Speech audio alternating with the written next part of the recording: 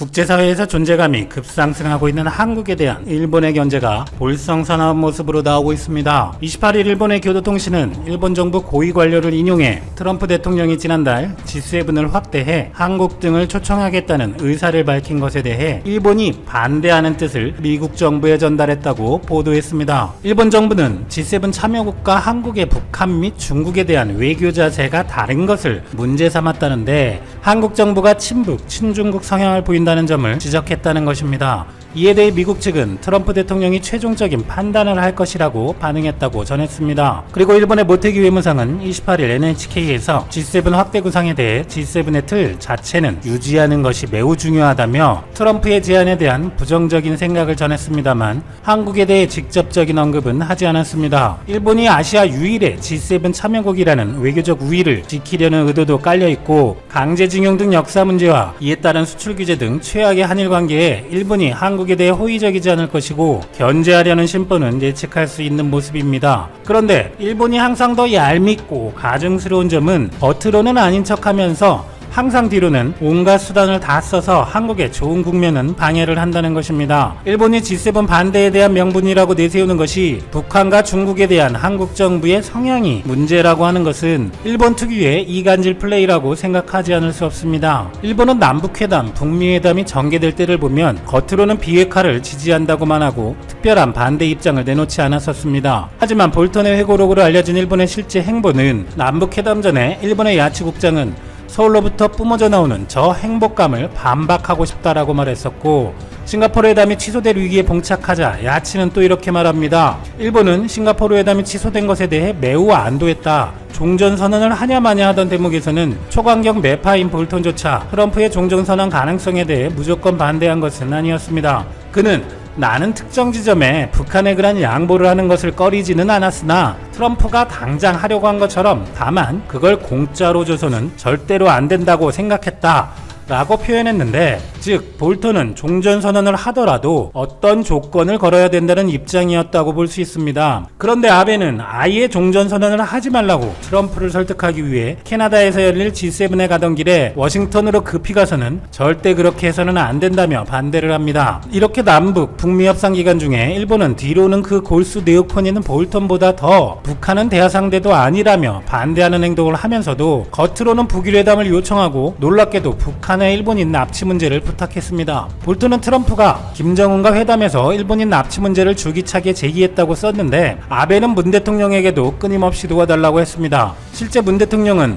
아베의 부탁을 들어줬고 여권 고위 인사는 문 대통령이 김정은에게 일본인 납치 문제를 자세히 얘기하고 아베의 설명도 전했다는 것입니다. 그런데 돌아온 것은 한국이 북한에 전략물자를 보낸다며 수출 규제를 한 것입니다. 우리는 일본의 수출 규제에 대해 반도체 디스플레이 산업을 망하게 한다는 측면 위주로 반응을 했지만 아베의 또 하나의 노림수는 바로 한국이 북한을 지원한다는 프레임을 만들며 미국과 이간질을 시킨 것이었습니다. 이렇게 일본은 한국을 방해하면서도 미국과 이간질하는 이중 플레이를 지속하고 있습니다. 일본은 겉으로는 미국에 바싹 붙으며 온갖 로비를 하면서 한국을 어떻게든 미국과 떨어뜨려 놓고 자신들의 한국에 대한 우위를 이어나가려는 것이라 볼 수 있습니다. 이런 행태는 일본 정부뿐만 아니라 보통의 일본인들에게도 널리 퍼져서 한국의 중국이나 북한과 조금이라도 우호적인 뉴스가 나오면 한국이 레드팀에 가입했다면서 비아냥대는 게시물이 넘쳐나곤 합니다. 그런데 미국에서 시작된 한 기업이 일본의 잘못된 역사에 대해 알리기 시작하자 일본인들은 잠시 큰 혼란에 빠졌었습니다. 일본에서 라카이라는 브랜드는 미국에서 온 브랜드로 인지도가 잡혀있던 상태였는데 한국에서 런칭을 하면서 태극기를 형상화한 독도 신발을 선보이며 독도협회 후원도 하니 일본인들은 왜 미국 기업이 저런 짓을 하느냐며 의아스러워한 것이죠. 일본에서 라카이 코리아를 저격하는 헤드라인만 봐도 미국이라는 말이 꼭 들어가 있습니다. 그러던 라카이 코리아가 독도를 떠나서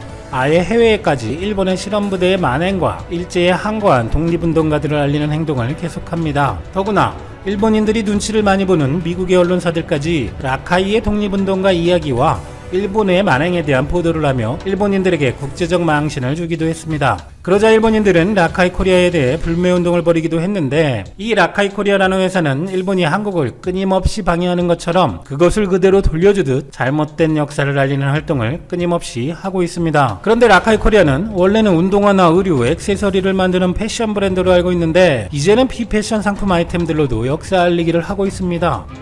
누구나 너 바로 히스토리 만보기라는 앱을 준비하고 있다고 하는데요. 만보기 앱은 널렸는데 왜? 라는 생각이 당연히 들 수 있는데 그에 대해 이렇게 설명합니다. 지금의 대한민국을 위해 청춘을 바친 독립운동가나 참전용사들의 인생의 행로와 같이 비록 독립운동은 못했지만 나라를 위해 싸우지도 못했지만 사용자들은 만보기로 걸을 때마다 포인트를 쌓아 자신들의 이름으로 대한민국을 위해 기부는 할 수 있다. 라카이 코리아는 향후 매년 적절한 후원협회를 정해 기부를 할 예정이라고 합니다. 이 앱의 또 하나의 특징으로는 특정 지역에서는 관련된 독립운동가들이나 역사 관련 장소들이 나타나 그에 대한 설명도 볼 수 있고 칼로리 측정, 수면의 질 측정 등 다양한 기능도 넣을 계획이라고 하네요. 라카이 코리아는 이런 컵도 만들면서 독도 알리기를 하고 있습니다. 검정색이던 컵에 뜨거운 물을 부으면 독도가 그려진 태극기와 칠광구가 나타나는데요. 감춰진 역사가 드러나다 또는 암흑기를 밝혀준 선열들에 대한 감사함을 표한다는 의미라고 합니다. 라카이 코리아는 또 새로운 기술을 운동화에 접목한 IoT 신발도 개발 중이라며 영상을 공개했습니다. 사용자가 원하는 색상으로 바꿀 수 있는 운동화라는데 이건 패션 브랜드다운 신제품이네요. 사실 해방 이후 한국의 꾸준한 발전도 놀라운 일인데 최근 알려진 소식으로만 보아도 일본의 변치 않는 꾸준한 방해는 더 놀랍습니다. 최근 불매운동도 다소 시들해졌다는 말도 없지 않아 있습니다만 향후 항상 방해하고 발목 잡는 일본을 뿌리치는 방법은 우리도 그런 일본을 꾸준히 잊지 않는 것 뿐일 것 같습니다. 그런 면에서 보면 이 라카이 코리아도 정말 꾸준히도 온갖 아이템으로 역사 바로 알리기를 하고 있는 것 같습니다.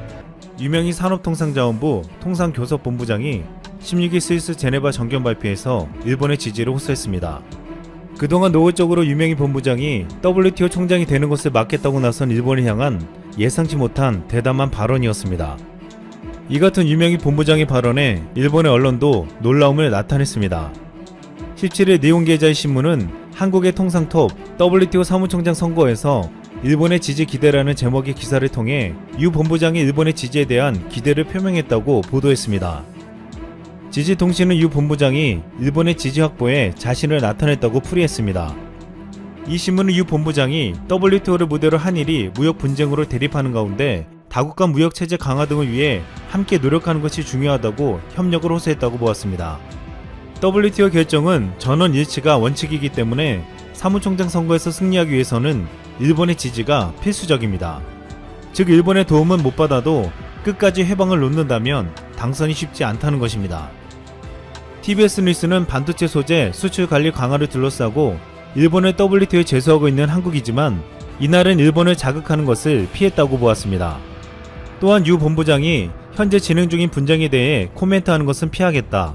양국은 다국 간 무역 시스템을 유지, 추진, 향상시켜 나가는 점을 서로 이해하고 있다고 발언했다고 전하며 일본 측을 자극하는 것을 피했다고 풀이했습니다.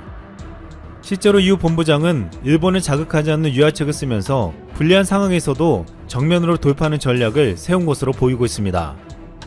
이전 보도에서 한국에서 출마한 유 본부장이 당선되면 일본은 성가신 존재가 될 것이라며 거부감을 보였지만 유명희 본부장이 이 같은 일본을 웃는 얼굴로 설득하고 포용적인 모습을 전세계 국가들에게 보여주며 압박할 예정입니다.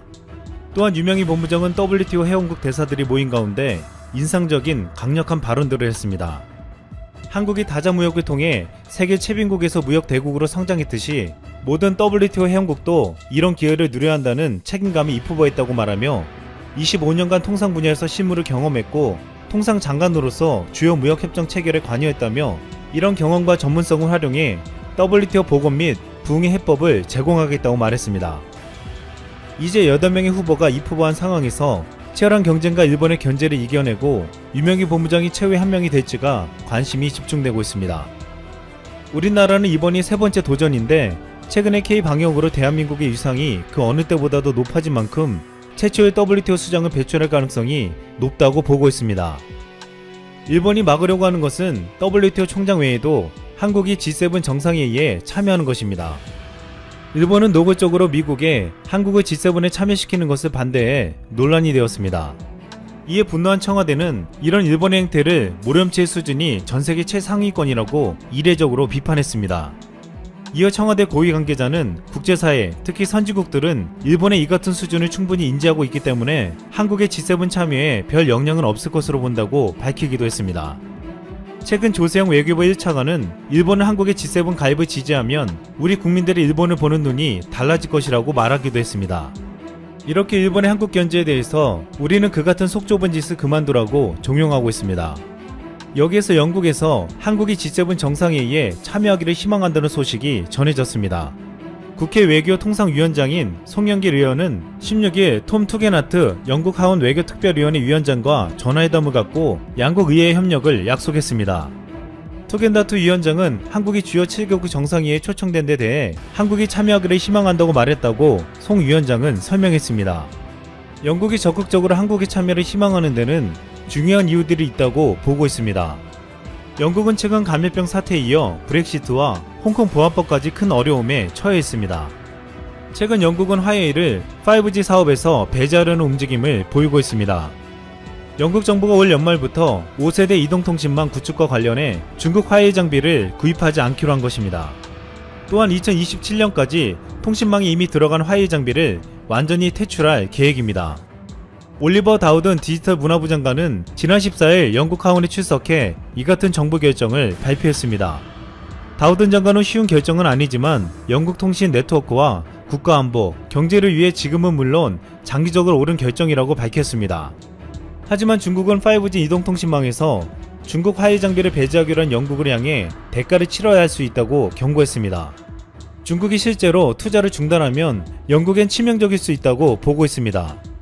중국이 영국의 인프라 등에 투자하기로 약속한 금액은 1,050억 파운드, 하나로 약 158조 원에 달하고 2019년 통계를 기준으로 영국의 중국에 대한 수출 규모는 226억 파운드, 하나로 약 33조 8,900억 원으로 수출량이 5번째로 많은 국가입니다.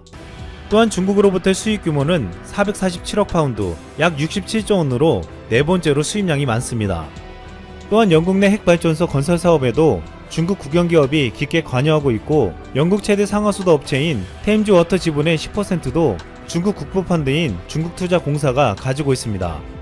말 그대로 현재 중국과 충돌하는 것은 영국에게는 위험한 모험이 될 수도 있다는 것입니다. 게다가 감염병 사태와 브렉시트까지 겹친 상황은 영국에게 큰 위기를 찾아오게 만들 것이라고 말하고 있습니다. 여기서 지난 2016년 한 영국 기자의 주장이 다시 회자되고 있습니다. 영국 일간지 가디언의 칼럼 리스트인 크리스전 스퍼리언은 2016년 영국이 브렉시트 이후에도 번영할 수 있다는 증거를 원하느냐, 그럼 한국을 보라고 말했습니다. 먼저 한국과 영국은 여러 측면이 비슷하다고 했습니다.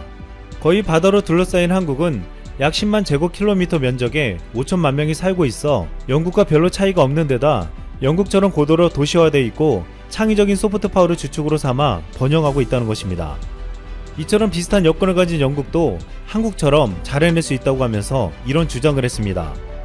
한국은 1997년 아시아 경제 위기를 맞았고 9.11 테러로 대미 수출이 급감한 데다 2008년 글로벌 금융 위기까지 직면했지만 한국은 놀라울 정도로 극복하고 성공적으로 경제를 운영하고 있다고 평가했습니다.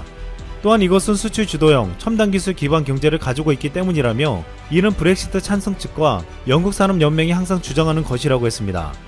특히 중요한 것은 한국이 주요 무역 블록 가입 없이 천연자원 없이 이것을 해냈다고 했습니다. 결국 이 기자는 브렉시트 이후 영국의 희망을 한국에서 찾은 것입니다. 그런데 4년이 지난 지금 영국은 한국과 같은 상황을 또다시 맞이했습니다.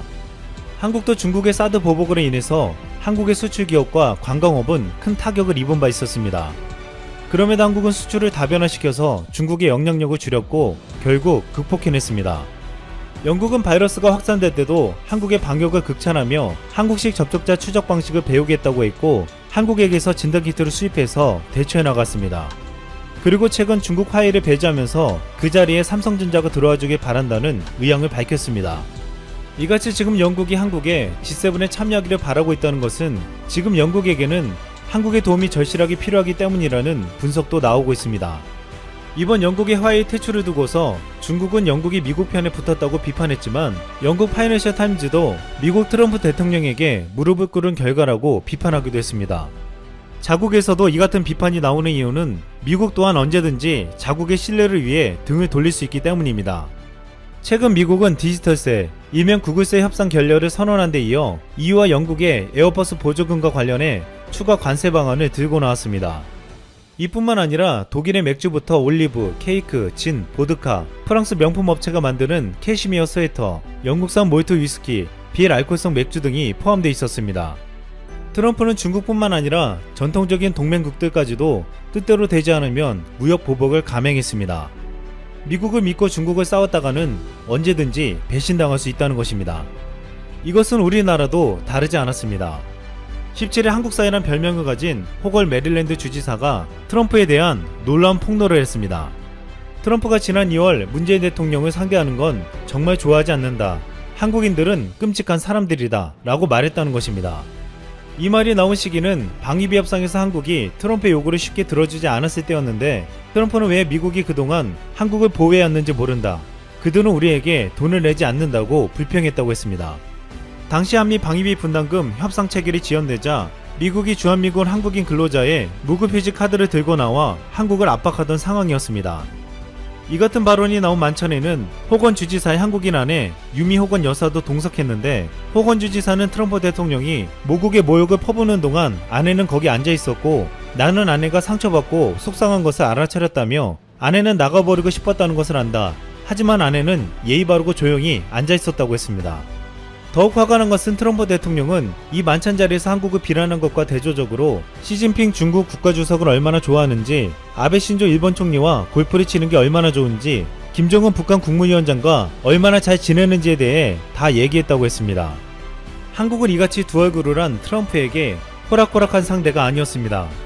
우리 정부는 방위비 분담금을 500% 올려달라는 어이없는 요구를 들어주지 않았으며 한국 국민들이 이럴 거면 주한미군을 데리고 나가라며 큰소리쳤습니다. 미국 키스크라크 국무부 경제 담당 차관은 지난 6월 한국이 반중 경제 블록 구성인 경제번영 네트워크에 들어와 화해 제재 등에 동참하라고 했습니다. 만약 중국의 보복 조치에 직면할 경우 미국은 한국을 돕기 위해 무엇이든 할 준비가 돼 있다고 밝히기도 했습니다. 하지만 우리 정부는 이에 응하지 않았습니다. 그동안 미국이 방위비 협상 등 세계 무대에서 보여준 모습은 자국의 이익을 우선시하는 것이었습니다. 과거 중국이 사드 보복을 할 때도 미국은 우리에게 어떠한 도움도 주지 않았습니다. 이에 우리 정부는 미국과 중국 사이에서 중립 외교를 펼치며 잦은 충돌이 벌어지는 국제사회에서 지혜롭게 그 길을 찾아가고 있습니다. 이런 와중에 한국의 예능 프로그램 엠넷의 너의 목소리가 보여가 미국과 중국 등 11개국에 이어 영국의 BBC에서도 편성되었다는 소식이 전해졌습니다. 너의 목소리가 보여 영국판은 내년 초 영국 내 최고 시청 점유율을 자랑하는 BBC1 채널에 8부작으로 편성될 예정인데 한국 예능 포맷이 BBC1에 편성되는 것은 너의 목소리가 보여가 최초라고 했습니다. 아시다시피 너의 목소리가 보여는 직업과 나이, 노래 실력을 숨긴 채 몇 가지 단서만으로 실력자인지 음치인지 가려내는 프로그램입니다. 재밌는 것은 너의 목소리가 보여의 포맷과 같은 예능으로 인해 한국인이 왜 목소리를 잘 판별하고 사람을 구별하는 능력이 높아졌는지 알 수 있다는 말까지 우스갯소리로 나오고 있습니다.